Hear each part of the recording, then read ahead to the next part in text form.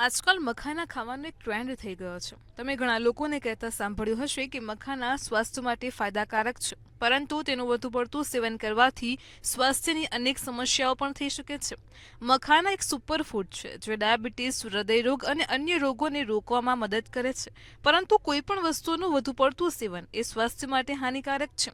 વધુ પડતું મખાના ખાવાથી પેટ ફૂલવું, કબજિયાત થવું અથવા તો પેટ ખરાબ થઈ શકે છે, કારણ કે તેમાં ફાઇબરનું પ્રમાણ વધારે હોય છે. વજન ઘટાડવા માટે મખાનાને એક સ્વસ્થ વિકલ્પ મનાય છે, અને જો તમે વધુ પડતા ઘી અથવા તો મીઠા સાથે મખાના ખાઓ છો તો તમારું વજન પણ વધી શકે છે. વધુ પડતા મખાના ખાવાથી કેટલાક લોકોમાં એલર્જીક પ્રતિક્રિયાઓ થાય છે. તેને ખાધા પછી કેટલાક લોકોને ફોલ્લીઓ, ખંજવાળ આવી અથવા તો સોજો થવો વગેરે જેવી સમસ્યાઓ પણ થઈ શકે છે. વાસ્તવમાં જ્યારે તેને શેકીને કોઈ મીઠી વસ્તુ સાથે ખાવામાં આવે છે ત્યારે તે બ્લડ સુગર વધારી શકે છે. આમ સોડિયમનું પ્રમાણ વધુ હોવાથી હાઈ બ્લડ પ્રેશરની સમસ્યા પણ થઈ શકે છે.